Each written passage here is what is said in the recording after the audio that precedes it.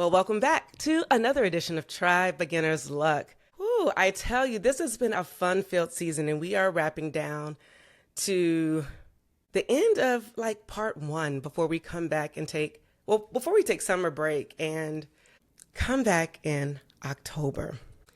But before we do that, you know what time it is. This is your transition area where we will come here. We're going to decompress. We're not distracting.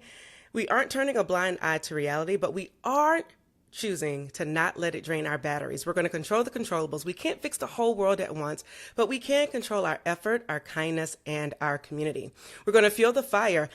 I'm here to provide you with some good stories, good information, some helpful tips and tricks so that you can cross your personal finish line. And for those others of you, just to learn so that you can continue to cross finish lines regardless of what's happening on the sidelines.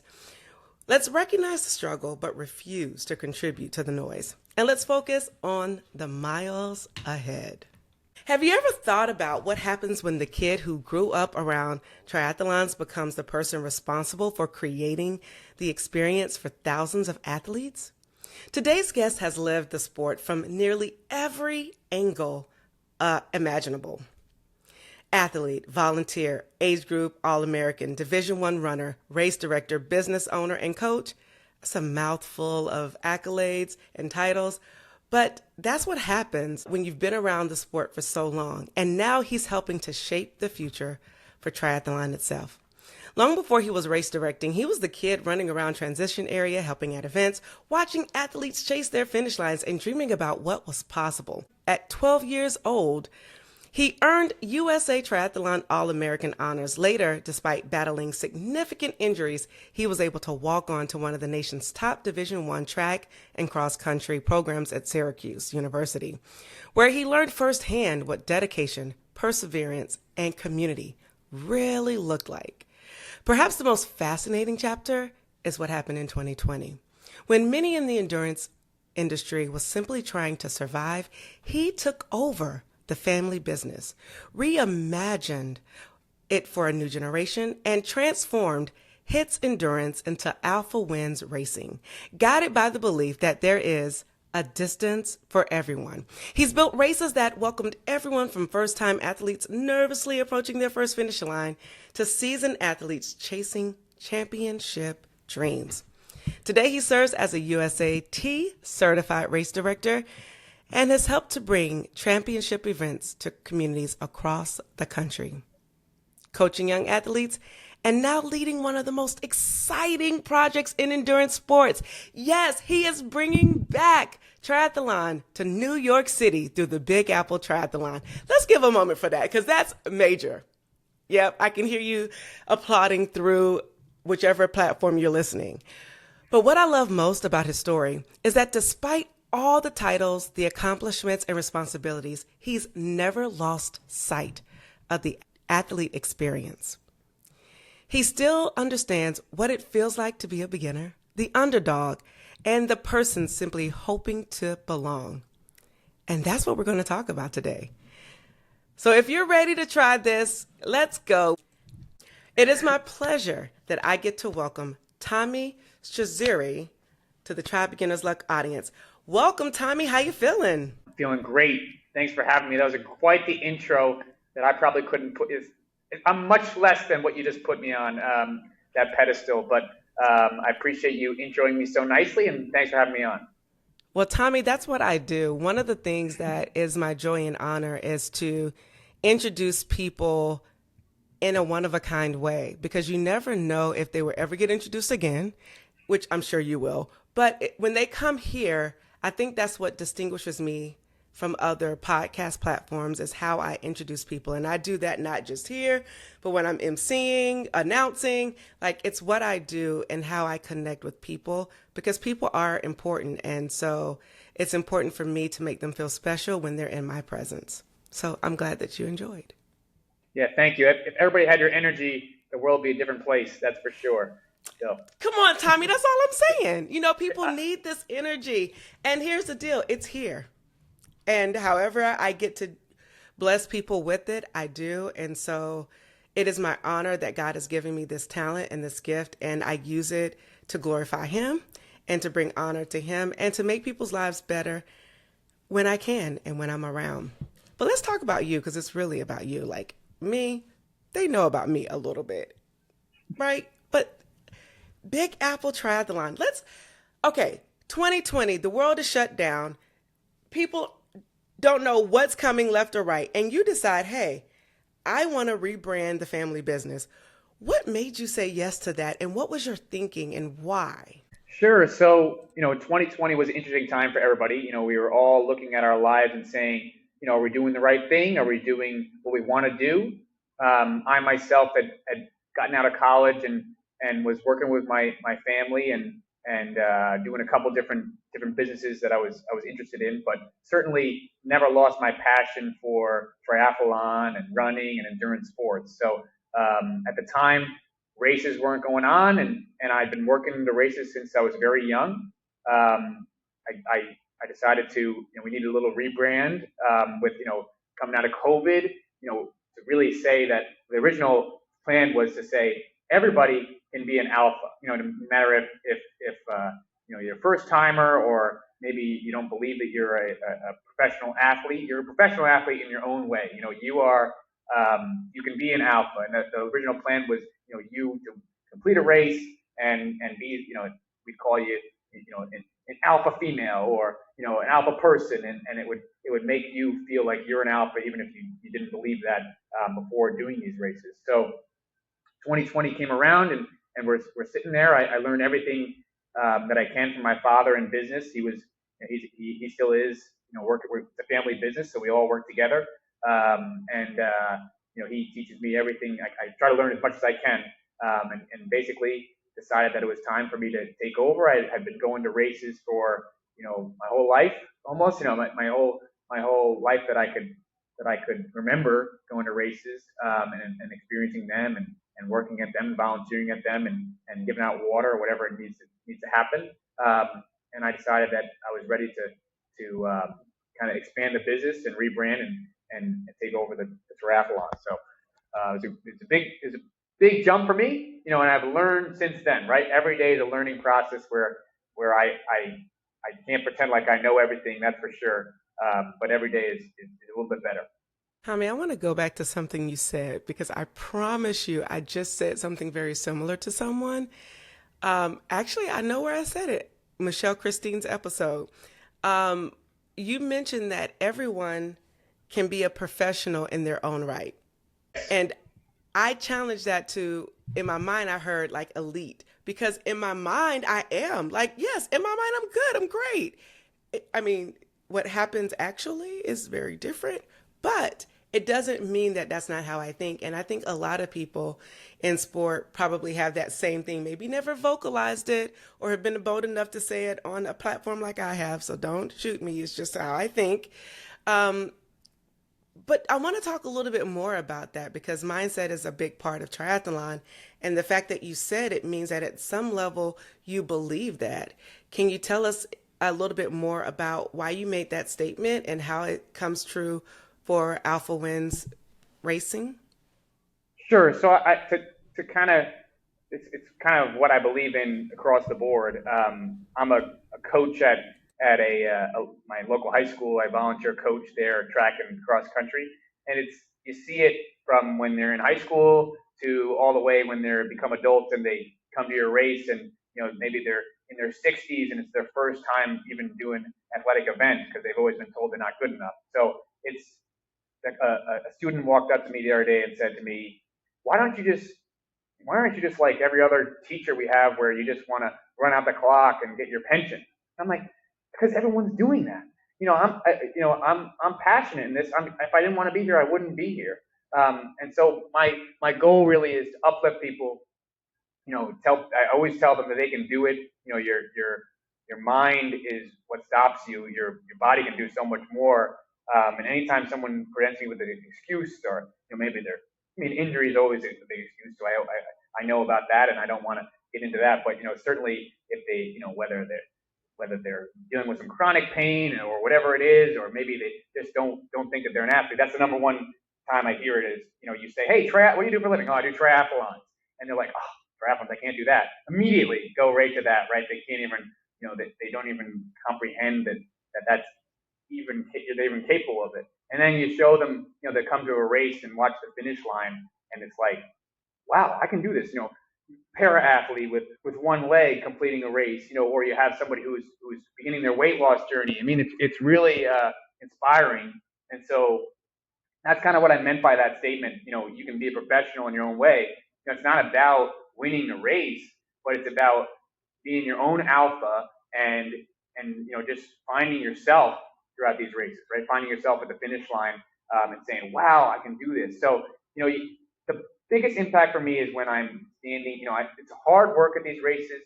We get up early. You don't always think of the end goal when you're doing in the process, right? Because you get caught up in it, and it's like just constantly work, and then you're like, oh, I can't wait for this to be over. And then you're putting out cones at 3 o'clock in the morning, and some guy you don't even recognize comes up to you and he says, this is you for the reason why I lost a bunch of weight and I changed my life last year at this race.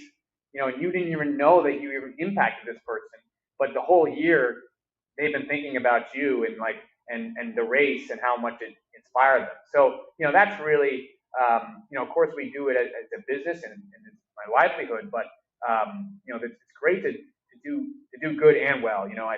I think doing good is in these inspiring people and getting them to their next finish line with a distance for everyone, right? So that's kind of our motto when it comes to it is our motto when it comes to races, and it's basically you can find the distance that's going to suit you, whereas we try to put as many distances in one race. So many like it could be anywhere from a kids race all the way up to a long course triathlon. We try to put that all in one race day, so that maybe if you get inspired for the next race and it's all in one day at each one of our races. I think that distance for everyone means more than that. I think it's like this is anybody can come do this. And I can prove that to you by showing you someone who's in harder times than you. When you tell me you have a problem, that has done the race in the last year, and you can talk to them. So that's what I mean by that. Thank you for that and sharing it. I think I love how you explained that to your high school students and explained it to us, because I think sometimes people just need to hear that. They need to hear that they can do it in order for them to try. By chance, do you ever invite any of your high school cross country team to volunteer to maybe get them excited about sport to help continue to help sport grow, especially from such a young age? Because runners do make really excellent triathletes. So are you kind of feeding them up the pipeline to getting them to be a part of the sport? Yes, of course I do. Early mornings are always a tough thing for high school kids. So if you ask them to get there at 6 o'clock in the morning to volunteer, I always say, like, come stand in the woods for free, for the whole day. It's like, that's hard to promote, but you also are going to be inspired. But there are some great group of kids that come volunteer and they are inspired. But it's like those kids are the ones that already would be inspired. They're already inspiring. So we're working on that for sure. It's a slow process. But certainly invite them in. And there are some kids that come out and they are always very happy, and the athletes love them for sure. So there was one thing you hit on when you were talking about the races, and everyone races at the same day. So I want you to dig a little deeper and share what that means, because long course can mean a couple of different things. It could be the 70.3 distance or the full 140.6. Mm-hmm. So are you saying that you have everything from sprint to potentially 140.6 in the same day, or everything from sprint to 70.3 in one day? So take a step back. The shortest distance we do we call it the open distance, which is like open to anybody is kind of what that means. It's a distance that we branded a while back. Originally it was a free distance that everybody could get into. Now, with expenses rising, it's not free, but it's still very inexpensive. People can just get into the race. And, I don't necessarily call it a kid's race. I did just now, but I see, a 6-year-old kid who's a first time triathlete, or maybe one who wants to just get in some races, to, the 65-year-old person who is, just getting into the sport and wants to be inspired by, this race that happens a little later in the day. We do sprint, Olympic, and long course, and then we might run the open distance, we call it, later on. It's usually a 100-meter swim, anywhere from a 2 to 3 mile bike ride, and then a 1 mile run, which, is still a workout for sure, especially for those that haven't done, many triathlons. But it really, really changes people's mindsets, and then they start to build up the distances. For what distances we offer, I try to offer as many races as possible at one venue. So whether we do duathlon for those who can't, or don't want to swim, whether we do aqua bike at every race for those who may be injured for running, we try to offer as much as we can. But we go all the way up to the long course 70.3 distance. When we started the company, my father started HITS Endurance, which is the previous name of Alpha Win. It was 12 races in 12 different states, and we offer every distance. So open, sprint, Olympic, 70.3 and 140.6 at every race. And we did that all the way up until like 2022, where it was all distances up to 140.6. The 140.6, and I'm staying away from that other word because I can't use that word, and I don't use that word, even though we do race those races. But that distance is not as common anymore. Even Ironman themselves are, not doing as many Ironman. So, you'll see that whereas there was 35 Ironman back in 2012, now there's like 9 in the U.S. or something like that. If you look at the data there. So now it's kind of moved to, Ironman's done an excellent job at branding themselves as you can still be an Ironman, but do a 70.3. So that's something that has become kind of the pinnacle of our sport. I know that, people will come into, I'll be talking to somebody and they'll be like, I did an Ironman the other day in 6 hours. And I'm like, wow, that's world record. But actually they mean that they did a half Ironman. So I say, a half Ironman, really? There's another distance? Yeah, you got to go twice as far. So that distance has become a race where not quite as common. We just didn't have the numbers in those races, and everybody kind of, we're the feeder to the Ironman at this point. We're the ones that bring you into the sport and get you to that goal of doing that long course. But the long course, we call it now, is still quite the workout and quite the feat, especially in some harder, hillier venues for racing. I appreciate you saying that because appreciate you having multiple distances in one day, because that gives everybody an opportunity to race what feels good to them.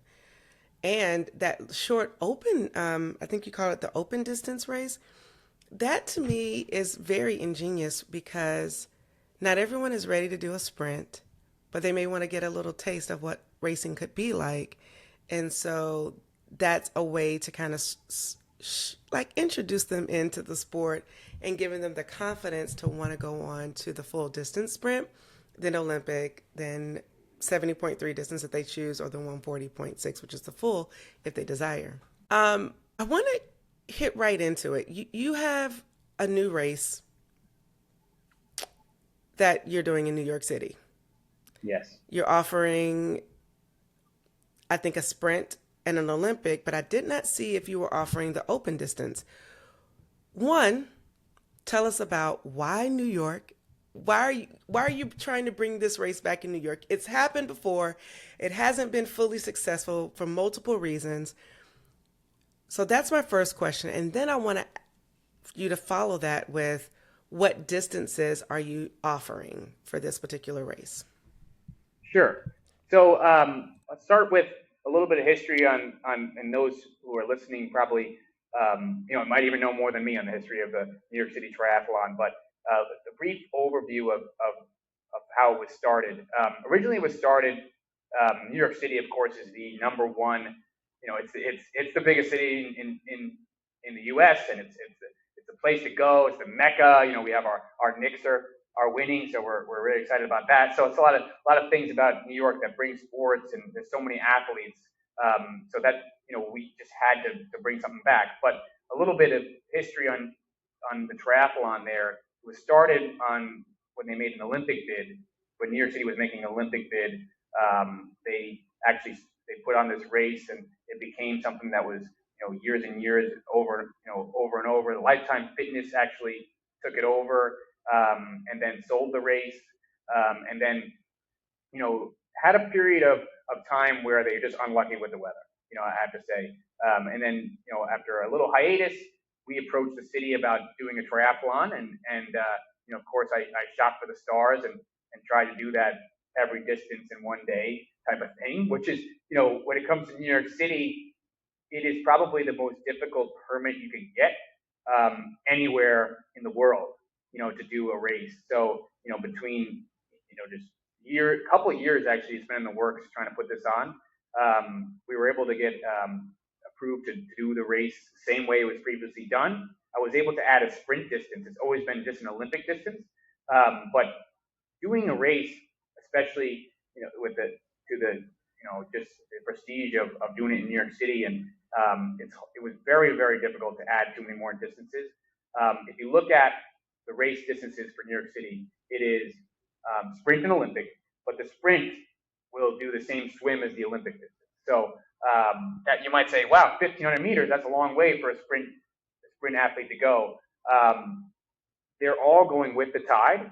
So if you look at past results from previous races, even the Ironman they did in New York City, there's world records being set by age groupers. And so you'll see how fast this swim actually is. You're going with the tide. We're headed north. That's where the way the tide will be running during the time when we're swimming. We predicted that tide. And so you could basically, if you get in trouble, or you get anxious, you can lay down on your back, lay over on your back, and just let that tide take you to the finish line. So although the sprint distance is a 1,500 meter swim, it is a fast swim, and would be an easier swim certainly when it comes to swims, triathlon swims. It's definitely one of the easier swims. So the bike and the run are still very close to that sprint distance, but and the Olympic is right on the Olympic distance. So those are the two categories we're offering for this year. So we're super excited. We announced the race because people kept asking for, I know athletes. I'm local to New York, and I know athletes in the city, and I know all the people. Everybody wanted a triathlon. If you look up online what the biggest problem with endurance sports in New York City is nobody can get into a race. The New York City Marathon, you can't get into. The New York City Half Marathon, you can't get into. So we're offering a race you can get into. And a race that we're fully capable of organizing and working closely with the city on to make sure it goes off safely and efficiently, and we're really excited to have it here. Fast forward to October 10th, 2026. What excites you most about completing the Big Apple Triathlon in New York? I think getting this race back on the map, having a race in New York City again will just be so phenomenal for our sport. Not only does it just excite me just in general, I'm an athlete. You mentioned I went to Syracuse and ran a little bit. When I go to races, you don't start training for a race that's tomorrow. You start like a year back. And that's the same way I look at when I race direct. So, the same anticipation that athletes get when they're going to that starting line and training. I do the same thing with my races. Today I have to order the toilets, and work, and make sure everybody has enough toilets to use, right? Because that's a big thing about the races that most people don't think about. Or tomorrow I have to meeting in Central Park to go over logistics. So there's certainly it's kind of like my own race day, like I'm an athlete. So I have that same anticipation, and then when it's over, it's like I love events because it's on to the next one. It's like you did great in this race, or maybe there's some things that you may improve upon, or you didn't fuel right, or maybe I didn't offer the right fuel, and we change that and offer it at the next race and make sure we get better. The same way as a race I would do. I would run. I spend hours and hours training, just like our team, our wonderful team at Alpha Win spends hours and hours getting ready for this race. So now I want to flip the question and ask you, what do you hope that athletes feel when they cross the first Big Apple New York Triathlon finish line? Well, it's you against you, right? So I hope that they're feeling accomplished and inspired for a future in triathlon, and maybe it's a life changing experience for them because of the impact that we can make at the finish line with announcing your name, getting your medal. But we're only a small part of that. I believe in this sport needs steps to get you to, kind of fall in love with it. You need to have the proper coaching. You need to have a club to join. Those things. And then of course you need that race. So hopefully we are the finish line to somebody's goals and to make them feel like they've accomplished something. I think it starts with making them feel comfortable in the swim. We're doing a clinic with the Empire Triathlon Club that they can join. Anybody in New York City could join and throughout the summer and get certified in open water swimming. And making sure that at the starting line we're not overbearing you with music and making you anxious. I think my number one thing I say at the race is take a deep breath. At the start of the race, I say take a deep breath. We have plenty of lifeguards, and we have 70 lifeguards in the water for this race for when you have 1,000 athletes in the water. So it's plenty of there's plenty of support. Less than 1,000 because you're starting at multiple times, but there's certainly some support, and there's just no reason for you to be anxious here. You can flip over on your back, call out for a lifeguard if you need to. Let your wetsuit, let your body. You're buoyant enough to stay afloat. I always say the same thing when I'm at this starting line doing my pre-race meeting, which I do at each race and explain the courses and just go over that one more time. How many people listening to me? I don't know, but certainly the difference of having a race like ours, where although the Big Apple Triathlon is a prestigious race that is just it's in the biggest city in the world. It's like we're closing the West Side Highway and running into Central Park, running in these iconic locations. It's still going to have that feel of your neighborhood race and your local race, because I go back to the example of that swim. Playing music and making and cheering everybody on as you start to swim is not our intention when we start to swim. We want to get you in and out of the water, and that is staying relaxed, remembering that bike ride and the run is perfect time to try to win the race or win your own category of racing. But the swim is I always say, don't win the race during the swim. If you're a confident swimmer, then go for it. But if you have any kind of, if you hesitate at all, if you hesitate about how your swim's going to go, take a deep breath, get to the back, take your time, call up the lifeguard, hang on if you need to, don't make forward progress, there's no penalty. And we very rarely give out penalties anyway, but I'm not going to say it too loud for the USA Triathlon. But I think that there is certainly part of our sport that misses that they don't understand that's something that's sensitive to people. And then of course during the bike ride, some people haven't even biked on the road before. It's like, and they'll come up to me in the morning and say, what is it, swim and then bike and then run? I'm like, yeah, you haven't read anything before you've gotten here. So we put out as much messaging as we can. We developed a beginner's guide, so you can read that. But I can send that to you too. It's interesting read. But people still get there and have no idea what to even expect. And we try to make it as relaxed and easy as possible for you to get into the sport. I was going to ask you a question around what would you secretly want all athletes to do? And I think you mentioned it. Read the athlete's guide. That is something that we have to constantly remind people. And let me be frank, I've been in the sport for a very long time. And even sometimes I have to remind myself, read it. It's important. It has information in it that is good for you, that will help you on race day. But like many of us, I raced a few weeks ago, and I had so many rookie mistakes. I was like, Mashonda, how did you forget this? How did you forget to do this? But it happens. But one thing that you should not forget to do, seriously, read the athlete's guide, especially if you are a newbie. Race directors take so much time and put into that information to help you with the race and to help you have a successful race. So just wanted to echo your sentiments on reading the race guide. For sure. I would also add to attend the athlete meeting. Everybody always asks, is it required?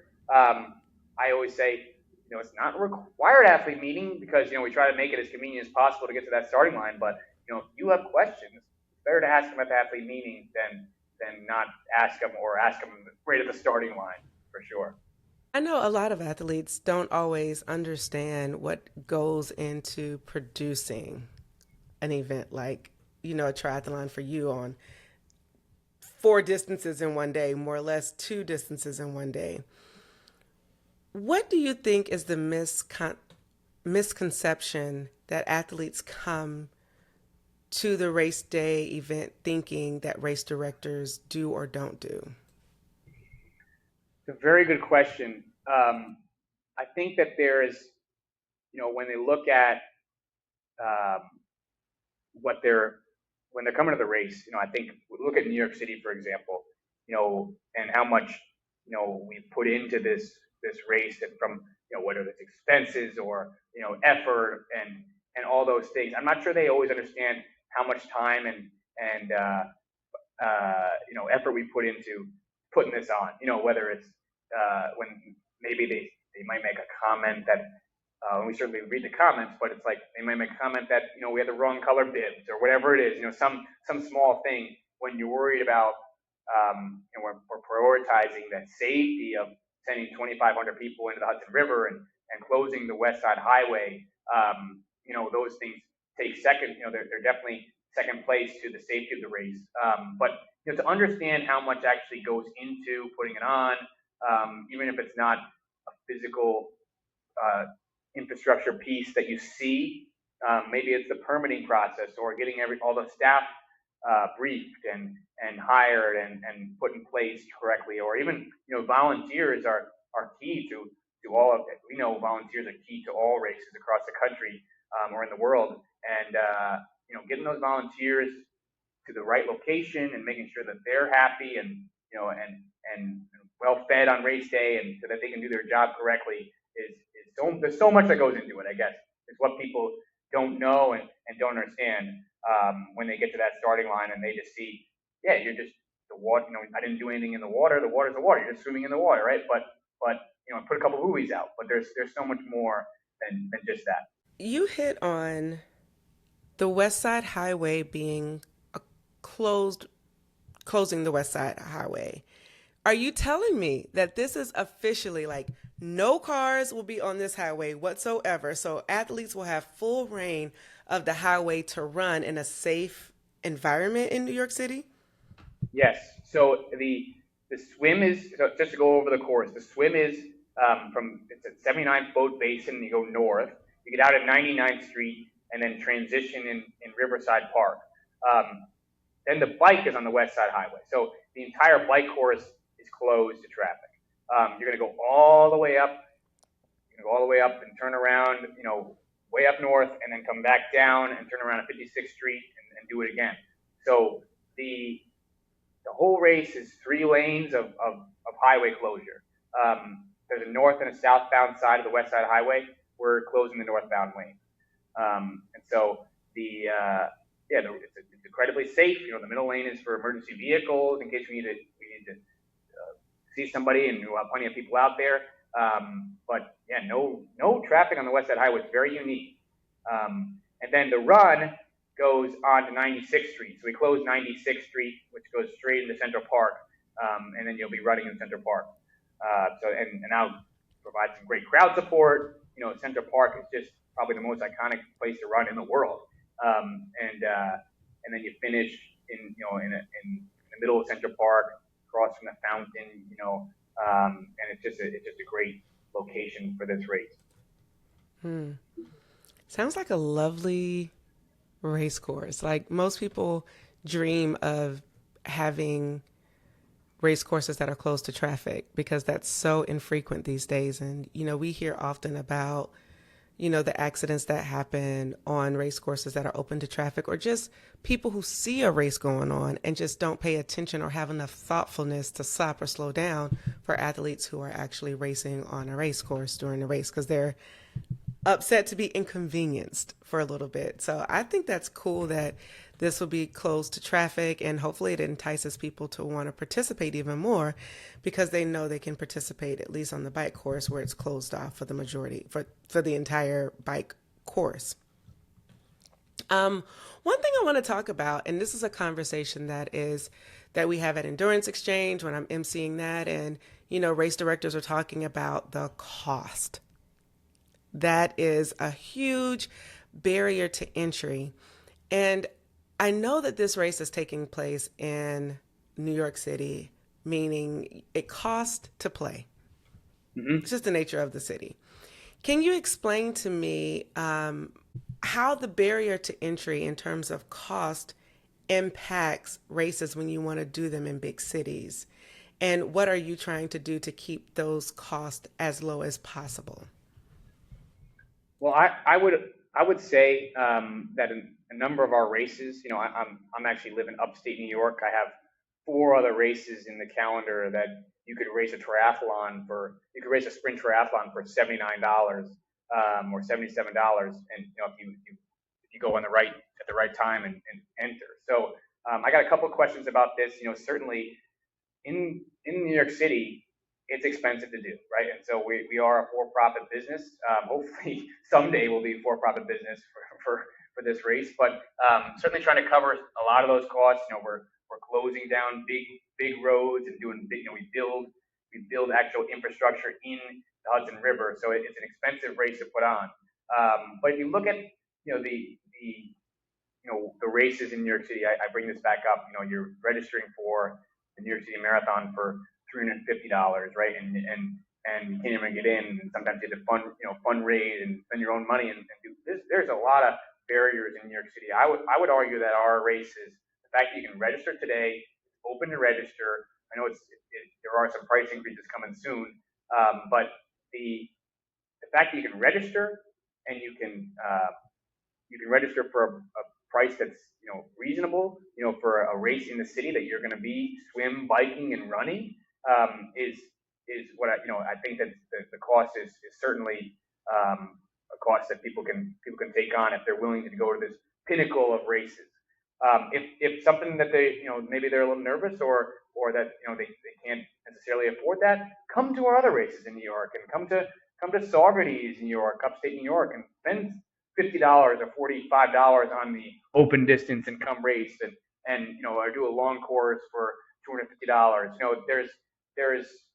There's certainly some races to do that are a little more relaxed that you can do and still get that same feeling at the finish line. It may not be the feeling of finishing in the greatest city in the world, but I believe that the race itself is very reasonably priced for something like this. Your race mission or the mission of the organization is a race for a distance for everyone. And it sounds like what you're trying to do is have a sport where everyone can afford it with your other races so that people can not only have a race, there's a race for everyone, but that you're making it more affordable. Maybe not in New York, but in your other distances, you do try to make it so that it's affordable for people to have a race that they can race, a distance that they can race. For sure, and I think that when it comes to the barrier of entry and making it more affordable, it's not just about the actual registration fee. I think it's about the actual convenience of the race, right? So a lot of races you have to arrive on a Wednesday for a Sunday race, and you have to pick up your packet. You have to pick up your packet this day, and you have to drop your bike off this day. All of our races, they're convenient. So you can work till Friday. You can get out on a Friday. You can come pick up your packet, and then you can go back to work, and then Saturday you can race. I think that's a big part of it. When you look at the New York City Triathlon or any triathlon, the shipping your bike and hiring a coach and all these things that are expensive when it comes to triathlon. The entry fee is the least of your issues. We want to make it as convenient as possible for you to get to that starting line. The flight, the hotel, constantly trying to offer different opportunities for people to save money on those respects. You can rent a bike at our races, and you don't have to ship your bike, and you can the fact that you don't have to come 4 days early for a race changes everything for these bigger races, because we do some large races, even though they're a hometown feel, we'll do a lot of our races. We'll have over 1,000 athletes. So there's some bigger races where you can pick up your packet on race morning and walk right in, and you didn't have to even be there. Now, you should have attended the athlete meeting and read the athlete guide, but we'll try to do what we can and put it on video. The athlete meeting if you're not going to be there. But I think that there's of course the entry fee is a big thing, and you look around and you compare the entry fee, but there's other aspects of getting to that starting line that we try to make as easy as possible. I love the I'm talking right. I love the convenience of what you're saying, because I do think that the more convenient a race is, the more people are willing to race with you because of the concessions of, people or parents working. Convenience is a part of wanting to race and being able to race well. Let's transition a bit. Like, this is Try Beginner's Luck, and thank you for sharing about the new Big Apple race. And we want everyone to race. And just so you know, there's a big announcement coming, and we'll announce it towards the end of this episode and how you can get in on it. But it's definitely dealing with the Big Apple race that's happening on October 10th. So you got to listen to the end in order to find out what it is. Now, Tommy, you've been in this sport forever, not just, working behind the scenes with your dad, but also racing it. Tell us about your first race. It was my first triathlon was actually one of our own races, which is funny. I no longer can race our own races because I'm too busy. I wish I could, but we did a race up in New York, upstate New York. It was called Hague, New York, which is, we have a number of races that are right around that Lake George area in New York, beautiful spot. We have those now, but I did a Hague race where, I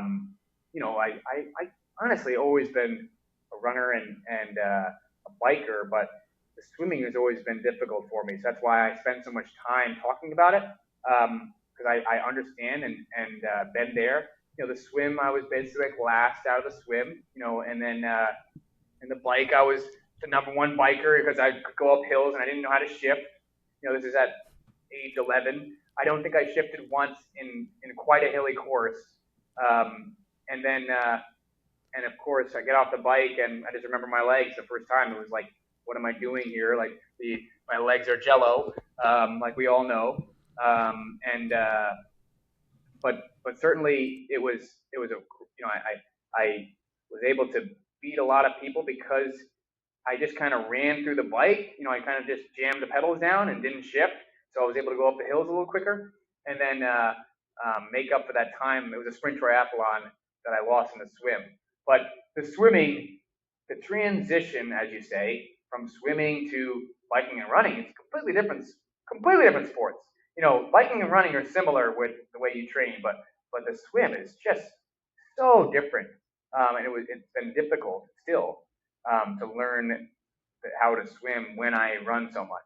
So, one, how did you learn how to swim? And two, are you saying that in your very first race, I'm thinking you said maybe 11 years old, that Yes. you didn't shift at all on the bike? Is that correct? I did not shift on the bike. No, I was kind of known then for the next couple of years as the guy who doesn't shift. It was kind of a thing of mine. So this is just, this 11-year-old kid, right, who's got a lot of energy. So did not shift on the bike and, kind of just stood up the whole time. Because it was a hilly race, I was able to do that. Because I don't know, I think I was in a high gear, but I was able to stand up and jam on the pedals. And then I ended up being on the podium the first race, which is quite awesome. And so kind of just fell in love with the sport. I had already loved the sport. I loved organizing. I loved organizing events, but fell in love with the sport and the people of the sport and the atmosphere. And of course, having your dad announce you at the finish line helps a lot too. So it's certainly a great experience that I can't take for granted. So. Wow. So your dad was race director and race announcer? Well, he may have jumped in on the mic for just my announcement and said something about me not shifting or made fun of me in some way. Who knows? But it was everybody I grew up working with the team that was putting on races, with our group. So everybody knew me. It was a great experience, for sure. And then you asked about swimming, how I've solved that. I still haven't solved it. So I'm still working. I'm still working on my swimming. I think when I go to the swim workouts, the gentleman there says, "Wow, you really are quite an athlete if you're getting through these races and you're swimming like that." I'm swimming more of a, I'm trying to get my legs up, but I'm more of a, my legs are more down underneath the water than they are flat like they're supposed to. So, I if you ask me what I learned, something I learned when I first started triathlon, it'd be, I wish I would have swam on a swim team, when I was 3 years old, like you should all do if you're listening and you have kids, you should send them to swim training. That's what you should do.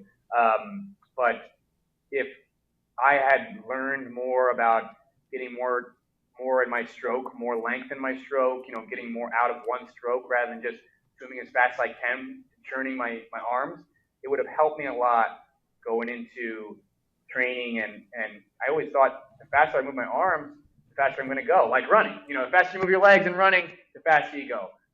But swimming is more methodical, and I don't, as you can hear just from my speech, I'm not a slow. I'm not very methodical. I'm not a person that can listen very well and take direction. Where I just like to run as fast as I can. So swimming's been hard. Working on it, and hope to do a couple races this year for sure. All right. So I want to just highlight a couple of things because I think it's so important. I'm glad that you echoed parents sign your kids up for swimming at a young age and have them on a swim team. It is definitely beneficial as just a life skill. Like knowing how to swim is truly a life skill. So that's number one. Number two, the fact that you are good enough, and this is a real thing, your swim can be weak, but if you have a very good bike and a strong run, it can make up the difference. So don't think that you can't try if you aren't a good swimmer. My philosophy is still try, because then you have an opportunity to prove yourself on the bike and the run. And if you are like me, a good swimmer and not good in the other two, you just have fun with the first leg and then you figure out the rest throughout the race. So there's Yes. opportunities for everyone to like do this sport. And I think that's the essence of what we're trying to say is that, for Tommy, he wasn't a great swimmer, but he was an amazing cyclist and a great runner. And so that enabled him to be on the podium. My question for you now, Tommy, is you say that you're still racing. What distances are you racing? Because you are also putting on events. So what are you racing currently? Sure. So focusing on my running a lot the last couple of years, and doing the New York City Marathon this year. So I am signed up. Hillary Topper helped me out a little bit getting into that race. So shout out to her. And I'm training for that right now. It's my big race that I'm doing this year. So that comes right after the New York City Triathlon, the Big Apple Tri.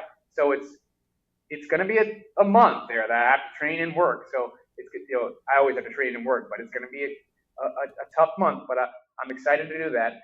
And then I'm hoping to hop. It's so tough because we're offering these. I'll bring this up. It's tough to find triathlons, where I can just conveniently go on the weekends that aren't our races, right? So trying to find some races locally to do. There's a race that we do, this indoor triathlon locally that this group puts on locally in upstate New York, and I usually hop into that. It's on the recumbent bicycle. That is tough. That is like the hardest race ever. And then I'll jump into that, and then I'm looking at a couple of races on my calendar. I know some people like myself maybe don't put a race on the calendar for the end of the year yet, except for I have the marathon. But my father's doing Panama City Ironman. I'm going to be part of his training doing that. It's going to be his ninth Ironman that he's done. And he's in his late 60s. Started triathlon at 50 years old. And so I'll be a part of that training. I'll be his support that's actually the week after the New York City Marathon. So that's a lot happening in those months. Tommy, I feel like you were a little selfish with this. Now, you took over your dad's business and you didn't even mention that your dad could have been on this podcast with you. What's up? He'd be much more exciting than me doing this podcast. He's got a lot more experience and a lot better stories. So I am a little selfish, and I'm taking away from the viewers. You should have him on, though. He would be fun to have on in the future. He's a great man, and I've learned a lot from him for sure. Owe everything I have to my parents when it comes to anything I am and will ever be, for sure. I think that's a beautiful legacy. This sport, as you know, is a very young sport still in relation to other sports. And the fact that you were able to grow up in it and be involved from every perspective, and you're still racing in some capacity, and your dad is still racing, speaks volumes about your love for sport and wanting to see it grow because it's really in your blood. One of the questions, you said you learned everything from your dad, and one of the questions that I wanted to ask you was that what are some of the lessons that you've learned from your dad that has helped you in being a better athlete and being a better race director? The best lesson he's obviously preached hard work and make sure that you have always be working and working hard when you're doing something. Never to do something half effort, for sure. That's one of the greatest lessons. I mean, I think that's what's really helped me as I become, and I say this loosely, but more in the spotlight and just do different things and try to break the mold of what things people might be, might not like what I'm doing, or they see you in the spotlight and they say things. I think the best thing is just to stay the course. Put your blinders on and just pursue goals, because when you win or you have success, they're not saying anything. So he's had a lot of success, and my parents certainly have success, and they've done a lot of things. For my career, it's been just keeping me on track and teaching me to just go forward and pursue those goals. I think that there's a lot of hate and a lot of people that can talk about you when you do fail at something, which everyone will, and we all have. But if you just keep going and keep fighting, you're going to get there. You can get there, and you will get there if you have the right mindset. And you just can't worry about what people think about you. Amen to that. With that said, as we wrap up this interview, before we get to rapid fire, I do want to ask, what legacy do you hope to leave in sport? That's a great question as well. A lot of great questions. I think that I want to impact people so that they, can come back to what I just said. I talk about a couple of times. I mentioned that I coach track, and that's kind of when I have the most fun throughout the year, is when I'm going, with those kids and kind of just telling them that they're good enough to do something, and then when they do it, they smile at me like, "Oh man, I didn't think I could do this, but you said I could, and I did it." I think that that's the legacy I want to leave. I want to leave a wake of whether or not, I want people to know that I've worked hard to achieve my goals, and hopefully they're inspired to achieve their own goals. That's a legacy I would like to leave, for sure. We all have our personal goals, which and those of course become a priority. But you want to impact people positively. Whether you're not going to impact everybody positively, but you want to impact the most people you can in a positive way, where they you can change their life just with an act of kindness, or an act of just cheering them on at a race. I know it's a good analogy, but just in general, one thing you say to somebody can change the whole course of their life if you can say it correctly and you practice what you preach. I love that. Wow.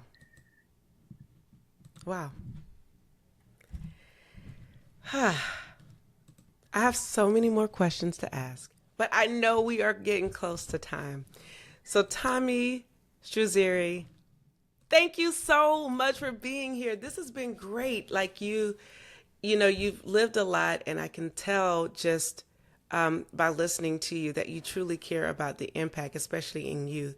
So thank you for being like such a bright spot for youth today who actually care.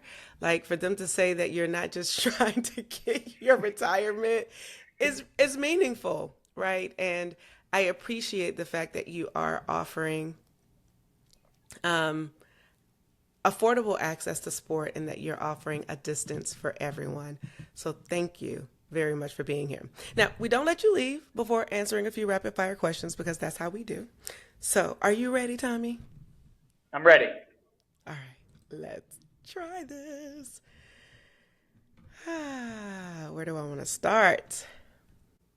One piece of gear every triathlete should own. I think they should own a stick of lubricant for their to get their wetsuit on and off. Most underrated race distance. I would say the Olympic distance because of how difficult it actually is. It seems short, but it can really, really be a workout. I know it's not an Ironman, but it's certainly quite the distance. Favorite place you've raced? Ooh, I have to say that I love our Napa Valley race, which is in Northern California, Napa Valley. It's so beautiful. You look out there and it's a picture. It's like somebody painted a picture in the background of the swim, and it's just a great place to be. Coffee before or after a race/workout? No coffee. I don't drink coffee, I have to say. I have enough energy. I don't know what I would do if I drank coffee. I'd be off the wall. Come on. That is a first for everything. Biggest beginner mistake? That's a good question. I would say not bringing a bike kit to repair your bike if you get a flat. That's a big beginner mistake that I see often. You need to have a bike kit because you will get a flat. It'll happen. Now, this one is personal, so if you answer wrong, we may not air this interview, okay? Okay, got it. Finish line announcer or finish line volunteer? What's my preference, you mean? Mm-hmm. I mean, I have to say that each one is important. You can't get me on that. Each one is very important. You have to announce every single person as they cross, and you have to get everybody a medal or whatever the volunteer will be doing. So I can't put priority, but we certainly have a great DJ that works with us, and we have some great volunteers. So depends on the day, I guess, for sure. Very diplomatic. I like that. Very good. Very good. Let's see. What does beginner's luck mean to you? I think that if you try something, especially TRI, you may have some. It means that you can have success in something like this. So I think that trying something new and taking a look at other people that have done this sport and I guess I have to say that you should try it out. I think it's an inspirational phrase that motivate people to try things out. All right. And we don't let anyone leave the podcast without asking, do you pee on the bike or get off and take a proper pee break? Have you peed on the bike? Yes. You have? I would pee on the bike, but I would certainly, I usually get it out all in the swim, I would just say. I'm peeing in my wetsuit, I have to say, and then I'm done by the bike. But if I had to pee, I would pee on the bike. I would. The offense I felt in that question, you were like, what? Like, as if. I'm just wondering because I've only seen, I guess I'm happy to not see it, but I've only seen a few top elite athletes pee on the bike. But I feel like if I was trying to go after a time, I certainly would. I've never had to go. I'm sweating so much. But I have peed on the swim, if that helps. So since you asked that question, I think it's fair to say I'm not winning anything, right? Well, I wouldn't say that. I can win, maybe small local things, right? If I really tried, try. Mm-hmm. But in terms of peeing, certain times when you're doing a long course race, there's not a rest stop and you're not supposed to quote unquote pee on the side of the road. So I think it was at one point where I just kind of was like, I gotta go, I gotta figure this out, because I was in a dead area per se, but that's the only time. Any other time I cannot. Like I've tried previously and it hasn't worked after I did it that once. I guess maybe I was just so relaxed, but I haven't been able to do it again. But it is a question that we ask. So thank you, Tommy, for answering and being offended all at the same time. I wasn't offended. I just think that I use the water around me to get it out before I get on the bike. So I'm different. I love it. Thank you so much, Tommy, for being here with me today. We have the saying on Try Beginner's Luck, whenever you try, you always win. Believe that to be true. Now, like I said, Tommy has been gracious, and we are going to do something really exciting. So there's going to be an entry into the new Big Apple Triathlon that will be hosted in New York City. We are giving away a free entry, but you gotta stay tuned and follow us on social media in order to get the details. We will be releasing that on July 1st, which is on a Wednesday. So just know, July 1st, you should be paying attention to our social media so that you can be included in the entry to win.